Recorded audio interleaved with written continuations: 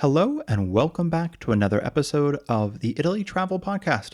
I'm Nathaniel Mellor. And I'm Darcy Milton. And today we are going to continue talking about Italian headlines. Yeah, and usually we try to keep these two things that will be directly affecting you if you're coming to Italy. And we covered that in last week's episode with, hey, there's no strikes this month and things like that. This is going to be more just big news stories in the Italian zeitgeist. Yeah, and I think at the very end we have some peppered in some very slight changes in Rome specifically that might affect you, but they're at the end because if you do happen to skip them, they will likely not affect you too much. Yes. Before we get started, I just want to say thank you to everyone who has been listening, who has been following, who has been leaving reviews, who has been commenting. We genuinely deeply appreciate it. It means the world to us. If you would like to comment or leave a review or follow us, you can do so on Apple Podcasts or on Spotify or wherever you listen to podcasts, specifically this podcast. Likewise, thank you to Ariel and Austin, our Rigatoni tier members on Patreon. If you'd like to support us on Patreon, you can do so. There is a link in the description, patreon.com/the Italy Travel Podcast, or you can find us on Patreon. And last but not least, we do have a website, onlyabag.com. It is filled with articles. Some of the stuff we were talking about in, the last couple weeks have been in article form as well if you need something to save. But if you also like to reach out to us, you can do so on our website. We have a little contact box, or you can join our free chat on Patreon if you have a more broad question and you want more than our feedback on it. We'd be happy to help in either case.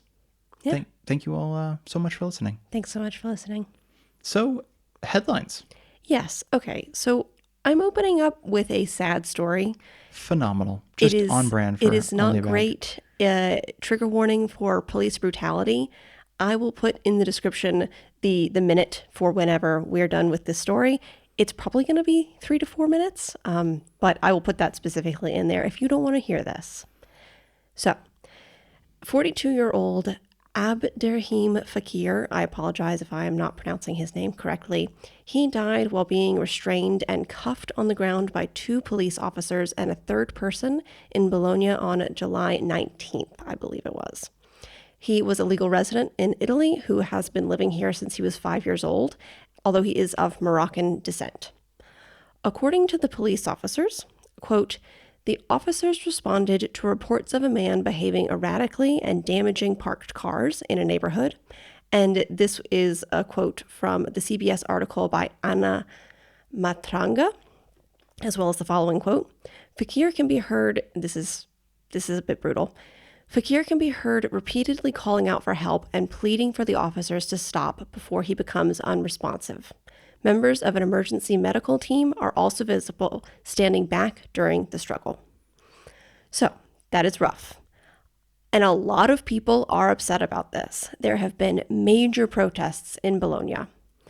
And this incident is also being compared to the murder of George Floyd in Minneapolis by police officers.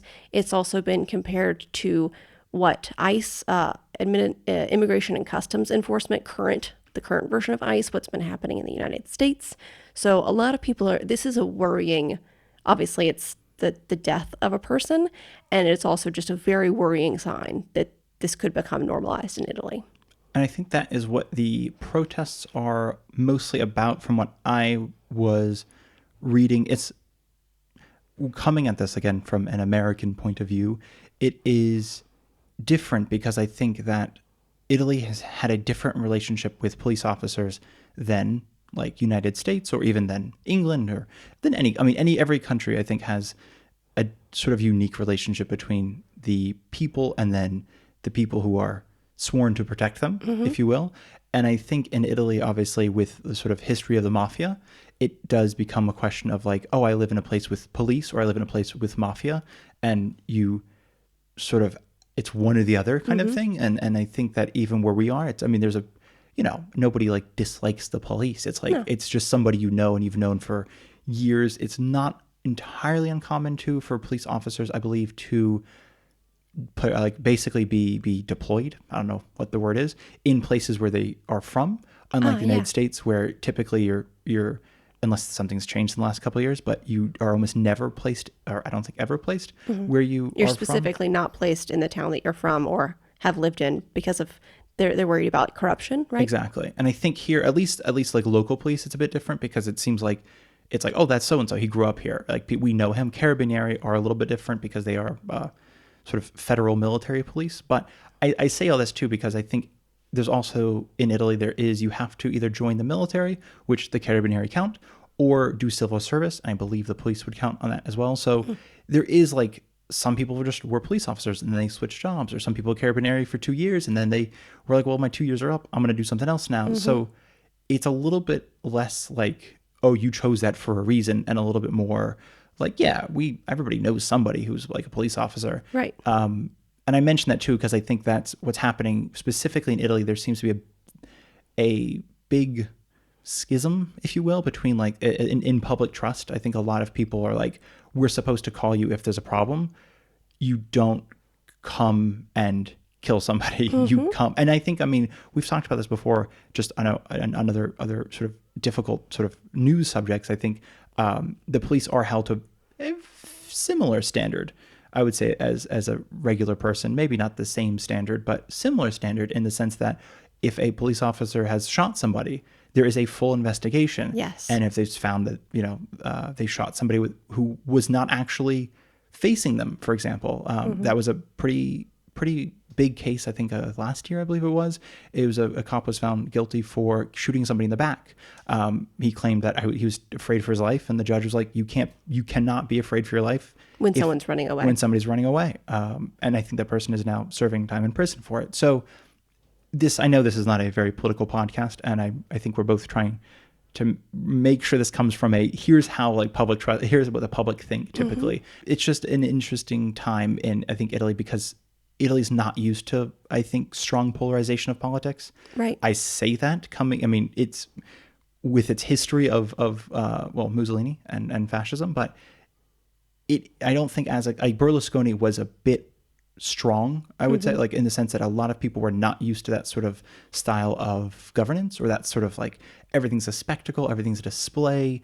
Even the news, that's kind of when there was I think Berlusconi's when he first bought out, I don't remember what company it was, RET maybe, RETE, the media companies, but it's when it switched from like dour news reports into something more of a spectacle. It's kind of like in the same thing in the States. All of a sudden you went from very like monotone, people staring at the camera about the news to like a little bit more of a pomp and circumstance.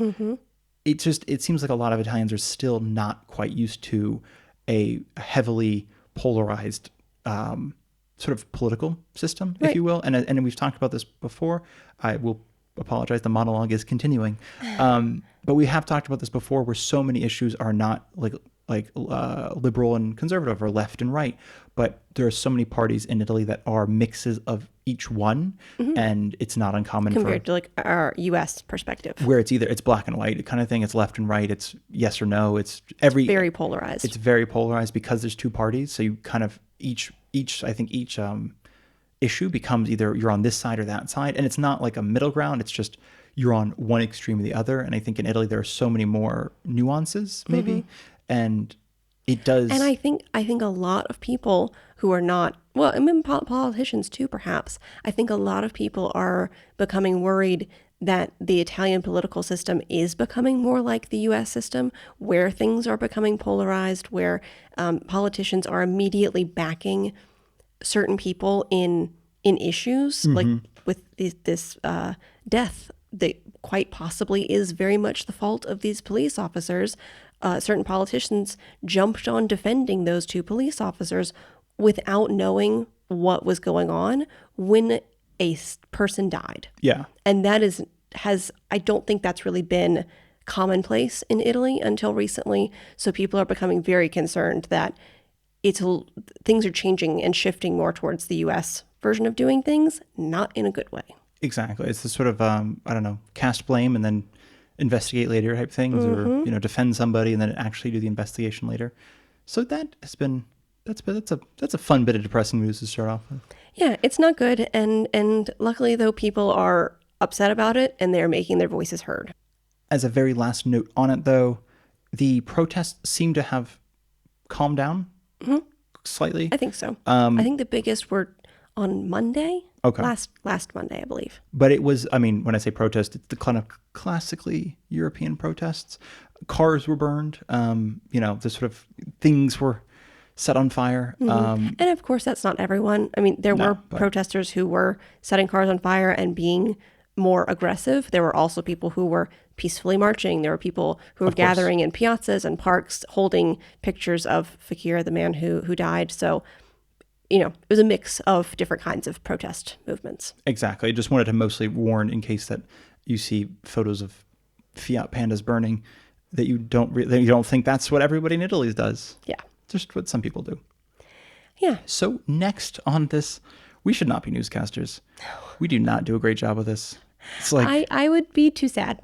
yeah, because you can't go to the next story about like this dog was at a drive-through serving people milkshakes, and it's just like I don't have that in me. So what is the next news story? So the next one, we're talking about another protest. Great. Taking a deep breath. This one is more lighthearted, and marking that this is minute 12:20. Okay, so Ostuni in Ostuni, which is in Puglia. Okay. It's a beautiful, beautiful town in Puglia. There is proposed an ultra luxury mega resort. Okay. People don't want that. Sure. That's classic. So people are concerned about several different issues around this proposal, which has not been accepted by the city yet. I believe this kind of project, or any project, I think, any sort of construction, it needs an environmental impact survey, something like that, and that has not been completed yet. So although it feels like the people who are proposing this project are like, yeah, we're doing it, it's not official yet. But people are very concerned that it will go through. So they're concerned about several different things. A major part of that concern is the environmental impact on the protected species and habitats in that area, where this mega resort, which is proposed to cover 9 hectares, which is 90,000 square meters. Wow. Or 22 acres, roughly. 90,000 square meters? Mm-hmm. That is like what, maybe 270,000 square feet, basically, for those of you in America. Yes. Just trying to do that, like, because we do square foot. We don't do square yard, I think, for houses. We do square feet. No, we do square feet, yeah. I put it in acres. Thank you for the square feet. I couldn't think of what we do for houses. I was like, an acre of a house. Yeah. How much house do you own? Not an acre, I'll be honest. Not even close to an acre. So it's absolutely massive. And people are also concerned, obviously, because of the scale of this project. They're concerned about water use and light pollution, both of which will heavily impact the wildlife and the local environment. This whole complex is proposed to be 49 buildings with 150 rooms, plus restaurants, bars, and multiple pools. Interesting. Mm-hmm. Near Ostuni. Okay. Yes. I don't, like, we've talked about this before, but southern Italy in general, I know that Puglia and, Sicily, which is nowhere near Puglia, both struggle with water issues. Yes. So the idea of mega anything, but with pools and with that's a lot of water. The amount of water needed to provide for that infrastructure is a lot. It will be a lot. Yeah, I'd be curious to know where they're getting it from. I mean, if it's something where they're like, oh That's no, a we're great going to have like, I think some places will try to do like, we'll clean seawater, or we'll do reverse osmosis on seawater and use all that, or, something else, because that's huge. And Ostuni is a very tiny place, isn't it? It is, yes. I mean, it's a city, but it's a very small city. Okay, but it's more like a Oh, tourism no, maybe city? it's a town. Yeah, or tourism town. It's not, I mean, because if you have, for those of you listening, Ostuni, you've probably seen photos of. It is one of those places in Puglia that have the classic white domed white domes on top of all the towns. Trulli? The Trulli, yes. You might have also seen like I think it's Alberobello is another town that's like that. Albergobello? Is it Albergobello? I think it's like Beautiful Oak. Oh, I thought it was Albergobello. Okay, you're probably right. Well, it's Al somebody. Okay. Al Green Bello. But those are kind of a similar thing. So if you've seen like a pictures of a town, white building, like small white buildings with little domed or... It is Alberobello. Nice. But it's not that. It's Alberobello. Alberobello. Thank you. One yes. word. And so yes, when we're talking about Ostuni here, you might already know what it looks like, and which gives you a sort of a mental image of it sounds like the resort is almost the size of the town, given how tiny the town actually is. Yes, and in terms of population, so they have 30,000 residents that feel like real residents. That's during the winter, 30,000 people. That can go up to as much as 200,000 in the summertime. That's enormous. So it yeah. already balloons in the summertime. Obviously, people vacationing. This resort, I don't think it's going to help that situation. Yeah, and I don't. Yeah, I'd be kind of curious to. I mean, again, it's that kind of keeps coming back to like property taxes, and it makes it more expensive for everybody to live there. Just with whether it's electricity or water. Now that you're competing, it becomes difficult for people who don't make that much money. Exactly, and it's not like they're using currently existing infrastructure. Right. They are raising what is, I think, maybe like a grassy plain near the ocean sort of situation. It seems like a wild area, and they are building on top of that. Got it. Okay. And that brings me to the fact that people are also opposed to the two main investors in this project. They are the Omnem Investment Group and the Four Seasons Hotel. Interesting. The Omnem Investment Group is an Israeli developer, and then people are opposed to the Four Seasons because it is majoritively owned by Bill Gates. Really? 71% he owns. Of all Four Seasons? Of the Four Seasons I had no Hotel. idea. I don't stay at Four Seasons, obviously. But I also did not know, that's interesting. Yeah, I don't think Italy has a super relationship with people in the Epstein files. No, I do not think so. And when people, so I think some people are like, yeah, but it'll help with, jobs and the economy. And people who live there have pushed back on that, saying it will maybe provide some seasonal work, but it won't be reliable, and it ultimately won't contribute to the local economy. Yeah.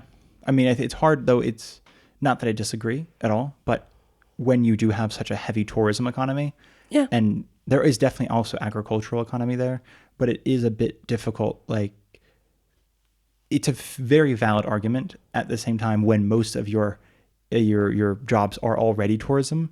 Adding tourism jobs is maybe not the worst.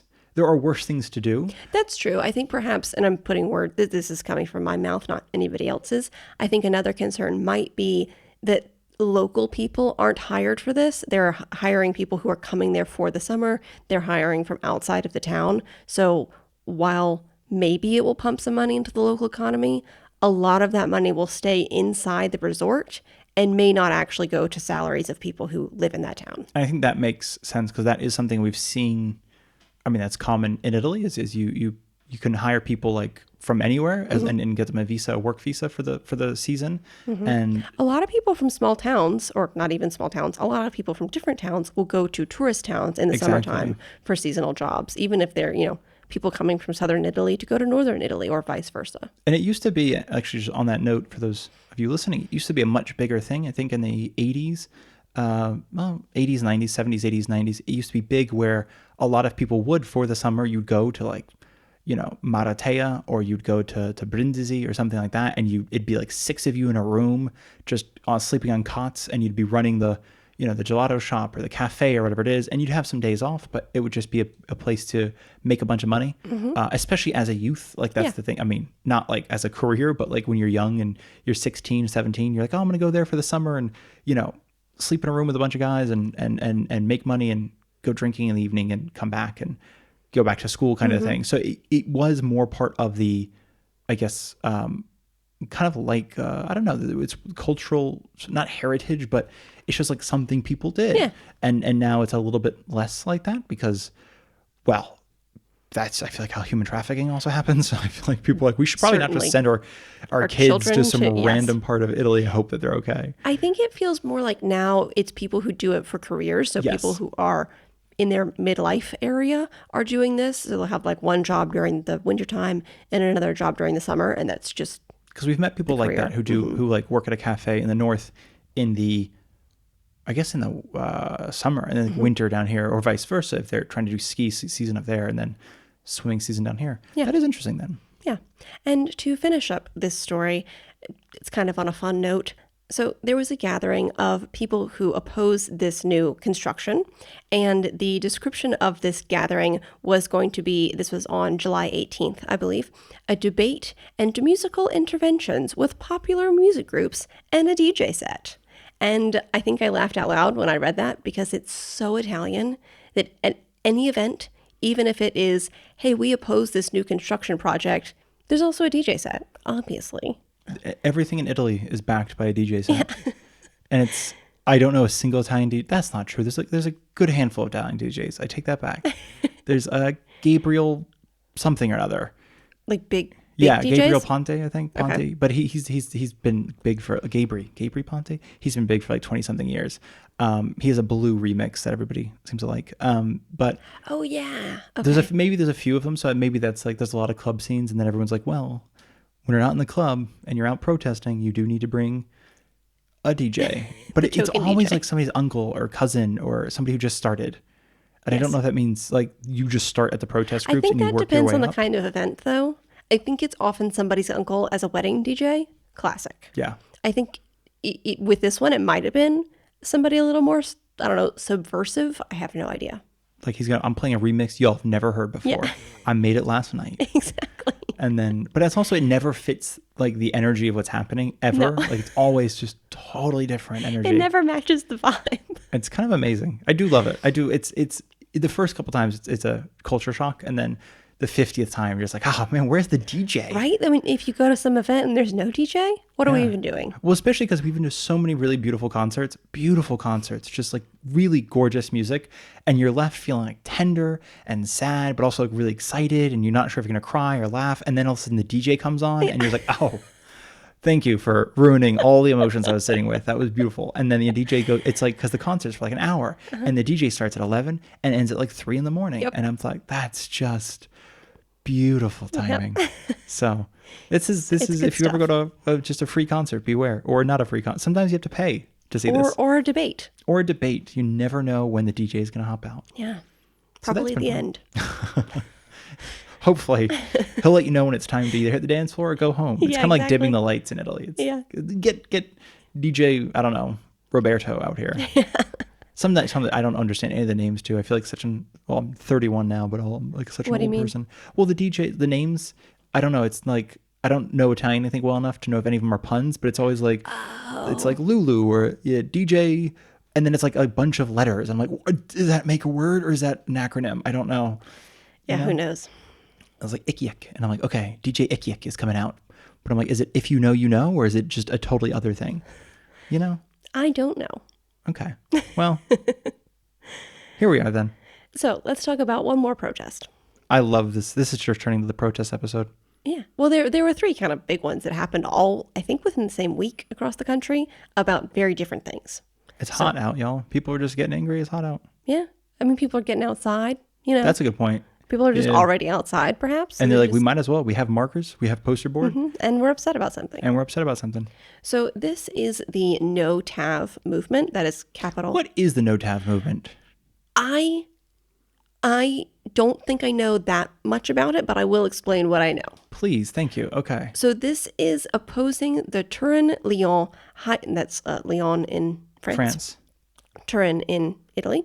The Turin-Lyon high-speed rail line, which is being built currently. Yeah. This is why I found it super interesting, this whole thing. So people are opposed to it because they say that it will have a devastating environmental impact. But... Yes, and I wanted to talk to you about that. So you invited me onto the show. Thank you. Yes. I am super excited to hear what people think about this because I had heard about, I think we've talked about before, these high-speed trains that will be connecting mostly northern Italy to other places in Europe. These have been proposed. This is one of them. And to me, it seems great because it will likely reduce the amount of people driving to different destinations. It will likely reduce the amount of people taking flights to these destinations. Mm-hmm. So just on that basis, I thought it would have a good environmental impact because trains are way more efficient than both of those modes of transportation. But not to mention, I think too, if they are allowing cargo trains through, it reduces massively the number of trucks. Yes. Absolutely. And because I think there's if it's a triangle, it's like between, if Lyon's one of them, I know that somewhere in Austria, I believe is the other one, because they just broke.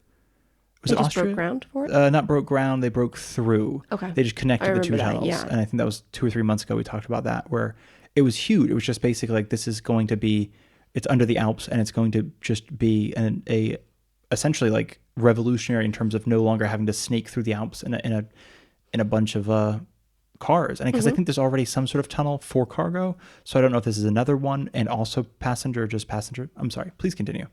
So, yeah, so I'm really interested to hear what especially more activists think about this, more people who know far more about this than I do. I'm interested to hear about it because, like I said, I just assumed it would be a lot better for the environment than all those other modes of transportation. However, it seems that people are really concerned about where the line is being built and how it's being built Okay. is not good for local wildlife and habitats. Okay. That's my understanding.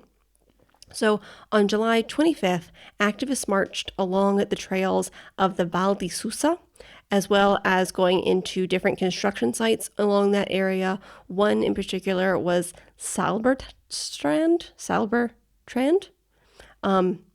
Odd name for an Italian construction site. It's probably someone's last name. I don't know.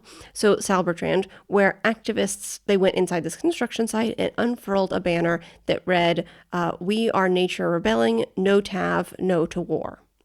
Okay. And several other construction sites were entered and people... No TAV, no to war. Yes. Interesting marketing tactic there. And I don't know if that means a war on the environment. Okay, that would make more sense. That's how I interpreted it. I do not know. If they need an editor, I can help out. I mean, I probably shouldn't. That seems like I think we should they know need more an about editor. the issue before we start adding to any of the writing. That's a good point. So in this protest, which was, it seems to me, majoritively people marching and being peaceful, although 2 Carabinieri vans were set on fire and 2 Guardia di Finanza vans were also damaged. Some protesters threw stones and firecrackers. Police retaliated with tear gas and used water cannons on some of the protesters. And it's unclear exactly how many law enforcement officers may have been injured. It's also unclear exactly how many people were participating in the protest. Several different articles said it was around 500, and I say around 500, that's kind of the average. Some people said it was a couple hundred, some people said 5, some people said 8. I'm guessing somewhere in the 500 range, it's close to it. But then one article by Salvatore Toscano of L'Indipendente said that 20,000 people marched. Okay. Which seems like a wildly different number than the few hundred that was listed by other articles. And I don't know why there's such a big discrepancy there, but I wanted to mention it.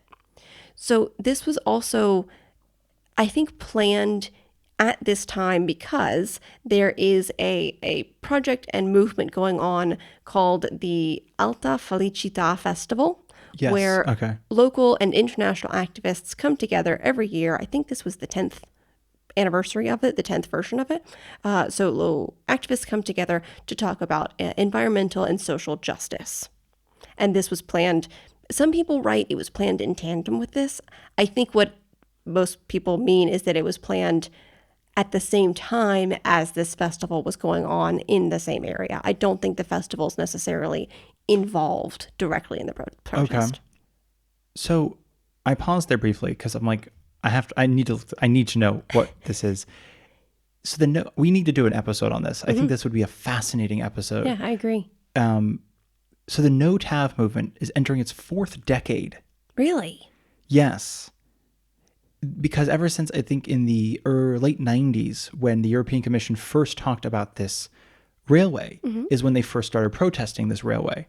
And the that protests was 4 decades ago?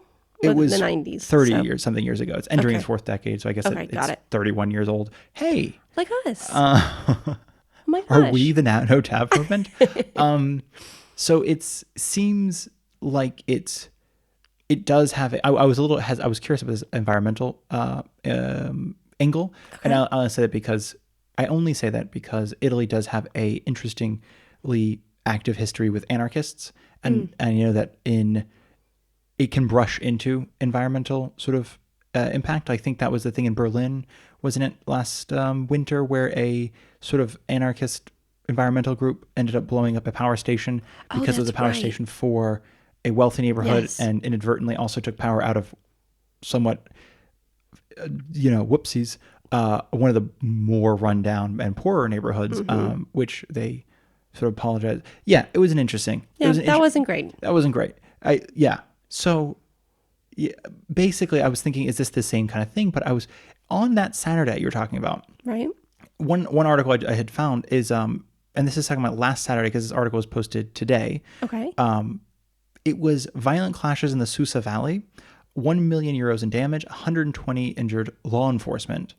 120 injured law enforcement? Because it looked like it was coordinated attacks basically at different points on the thing. Oh, I saw close to 60, and there were some numbers around the 60 person range, which obviously is also not great.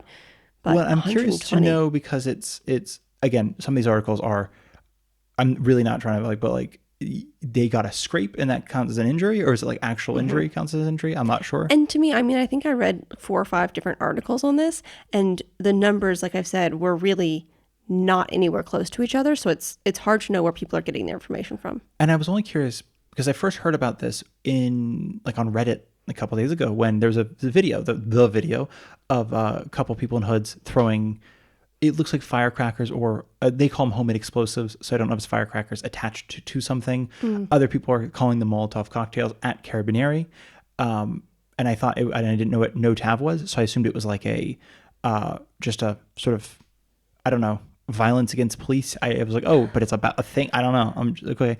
And this is why I want to do a whole episode on it, because also have since found a couple articles written by people of the movement who are talking about how long they've been pushing against this, and the fact that some of these construction sites have turned into garrisons, in the sense of there are multiple armored police vehicles there. It's barbed wire, it's fencing, it's people with guns. It's all for this project, and they're coming at it from the point of view of we're being treated as domestic terrorists, and or guerrilla warfare, I should say, is more how they've been described as the guerrilla warfarists of the North. And it's kind of turned into this, I don't know, almost, I would say, hidden fight, because it was something that I've literally never heard of. It's clearly much deeper than either of us knew. Yeah, and the ecological impact seems to mostly be focused on multiple, but it's water impact, because they're using a lot of water for the mining itself. Okay. Water, excuse me. It's also the local population sort of impact, in sense of it is sort of just disrupting life for a lot of these smaller communities, because it's not connecting big city to big city. It is right now just kind of going through the mountains. So it's connecting these small places to small places. That makes sense. And then, of course, I think wildlife sort of aspect of it being also disrupted. I only mentioned this because when I was looking into it, I was like, isn't it under, I don't know what's under a mountain. So I was very confused. I would love to do a full episode on this, because I had no idea it existed. And now it seems interesting. But yeah, if this has now been a thing, because I realized I saw the video, like I said, and I thought it was just more of an isolated thing, or gang violence. And that was the other big thing. That was, there's a lot of ties apparently between the Ndrangheta and the drilling. So they're basically saying there's a lot of mafia ties, which is the construction companies. Yes. The drilling companies. Okay. Yeah.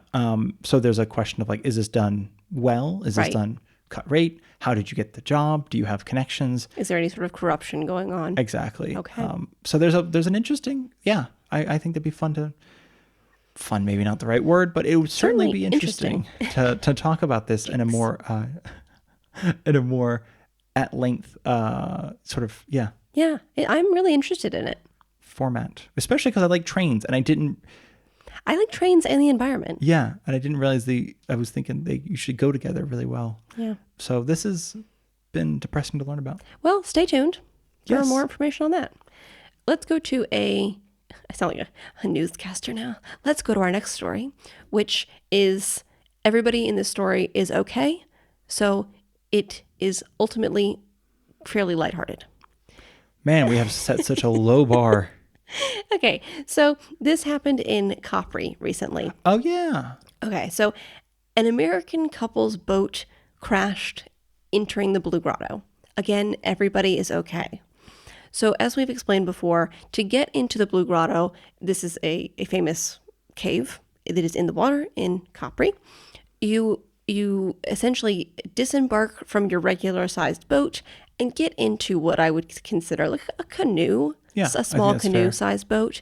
And you have to lay down in that boat, essentially underneath the slats that would normally function as a seat. And then you go through a tiny little archway that is really only big enough to go over that boat. Does that make sense? Yeah. Okay. So often you cannot enter the Blue Grotto if the waves are too rough. If there's just not enough space, if it's unsafe to go in there, usually the boats don't go through there. When we visited recently, there had been the waves had just been really rough for like about 10 days, so it was not safe to enter. And that's pretty normal. And so a couple was on their 25th anniversary, wedding anniversary trip, and they went through the narrow opening of the Blue Grotto in, the tiny little boat. And it seems that as their boat entered the Blue Grotto, because it's a cave, there are rocks that come up from the water, and a wave hit the boat, and the boat hit a rock. Okay. And so the boat started taking on water. It seems like the captain of that boat was trying to bail out the water while these two people who were passengers were just trying to figure out what was going on. There were other people in other boats inside of the Blue Grotto because it can hold like 5 other boats at a time, something like Yeah. that. It's not like you're the only boat at one time. So the two passengers from the essentially capsized canoe-sized boat hopped into someone else's boat. It was a lot going on.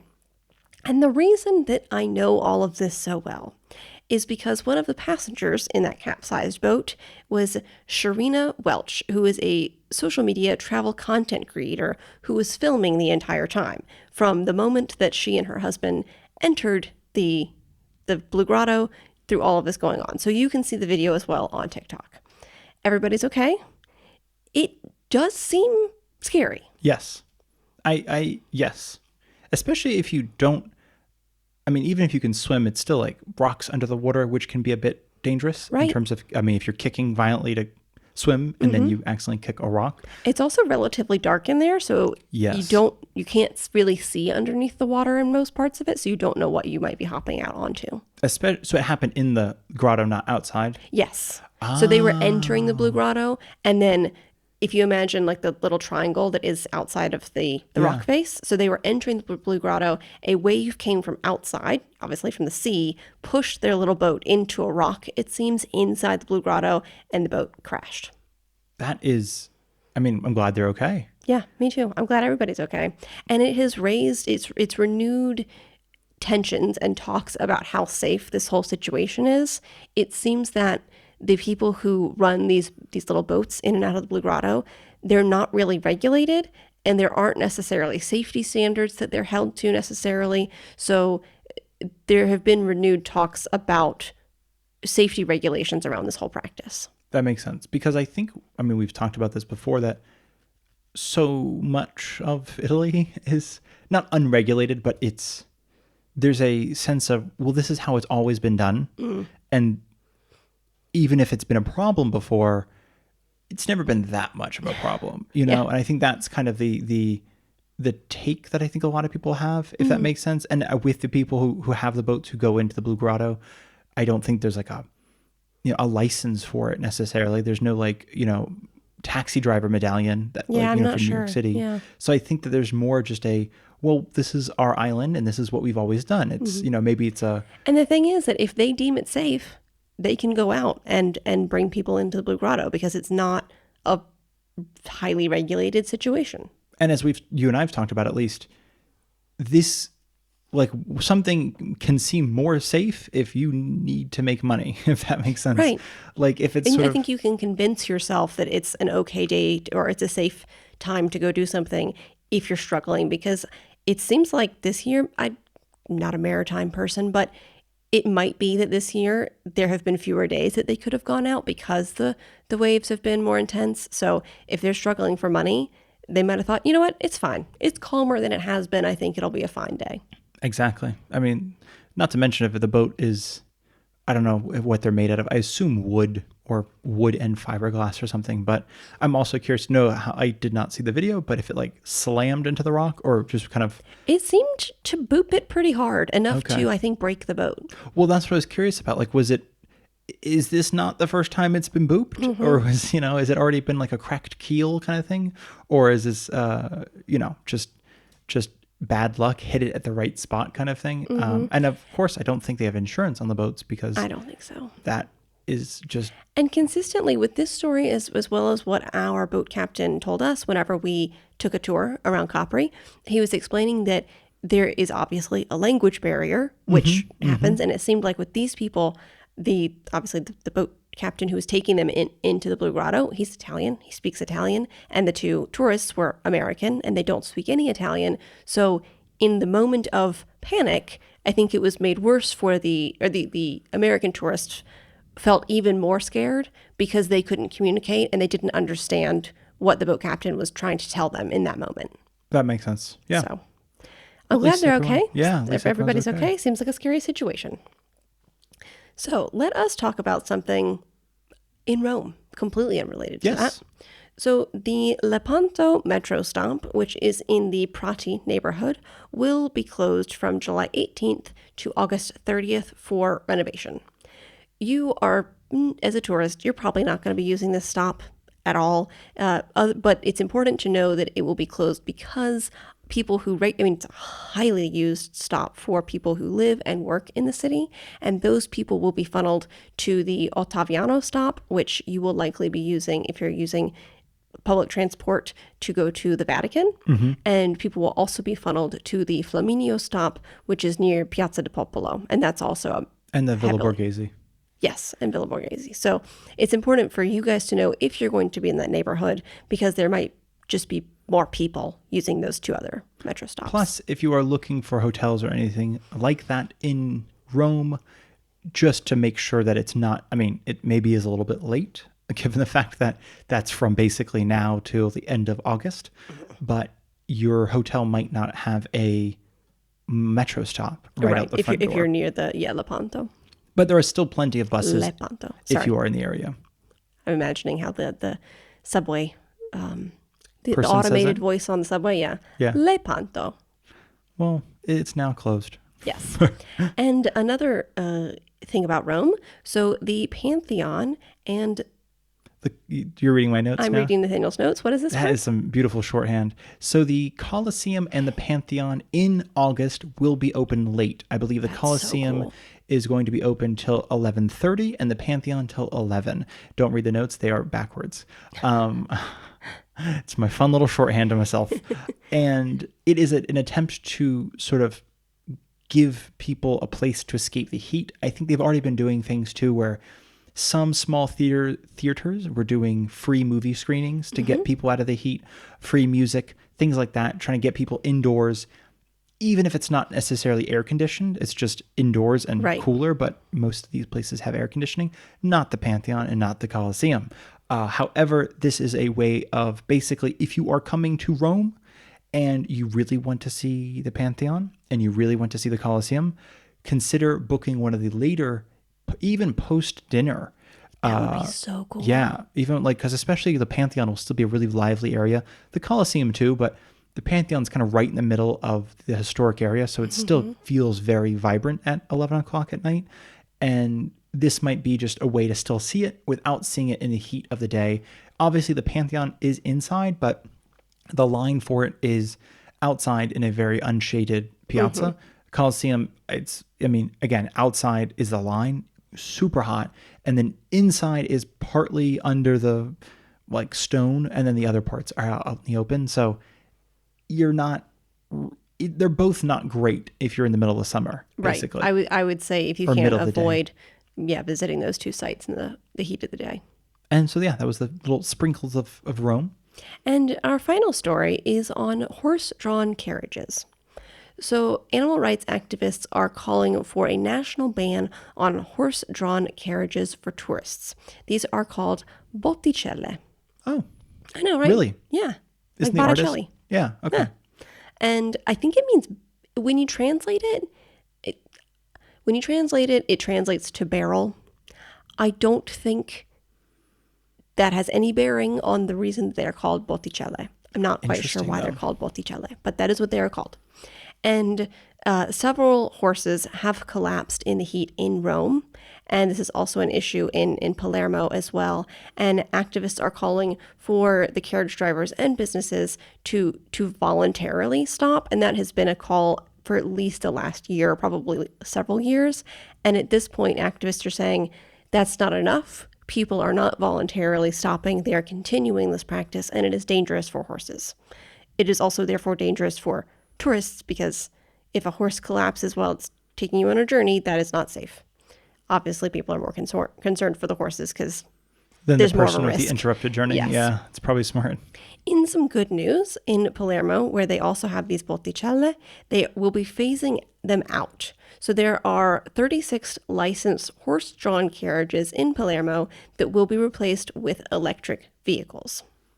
And it is good news. It's going to take some time because the city administration has 180 days, I think from about now, to draw up a plan for how all of this is going to be phased out and changed. Okay.